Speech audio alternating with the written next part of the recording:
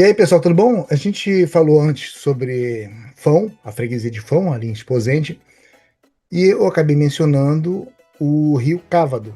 E agora a gente vai tentar explicar para vocês mais ou menos o que simboliza esse rio, tanto para Portugal como também o seu final, que é lá em Fão, em Esposende.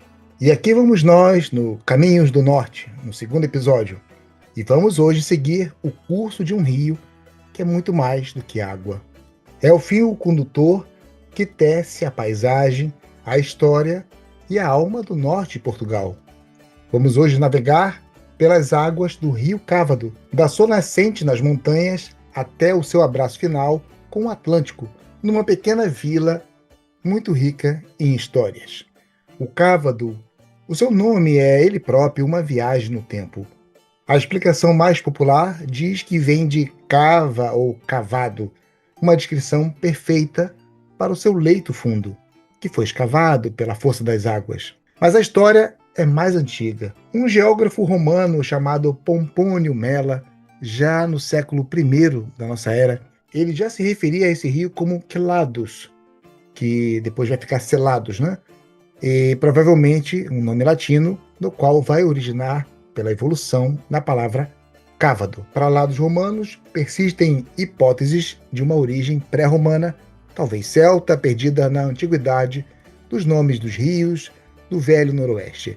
Seja qual for a verdadeira origem, para nós é simplesmente cávado, um rio que moldou tudo o que tocou. E essa viagem do rio começa bem longe do mar, lá no alto da Serra do Larouco, lá em Monte Alegre, em Portugal, naquelas belíssimas terras de trás dos montes.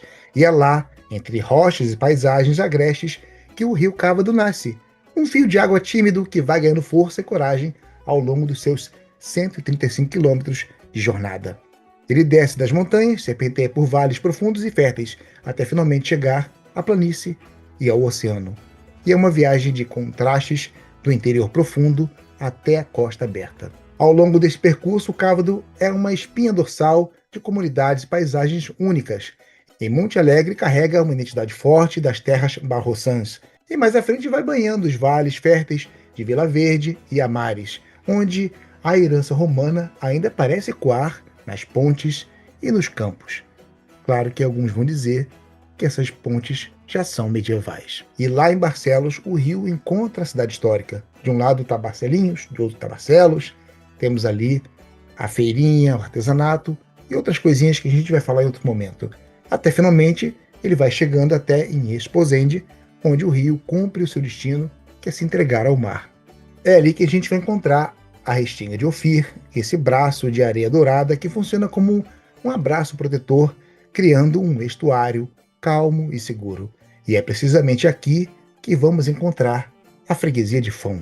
E é nesse Fão, ou melhor, Fanum anteriormente, que vamos imaginar que há 2000 anos atrás os romanos já tinham percebido o seu valor estratégico.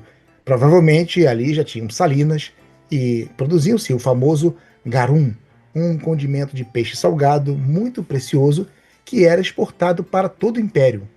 O porto de Fão era uma peça-chave do comércio marítimo com Braca Augusta, atual Braga de hoje.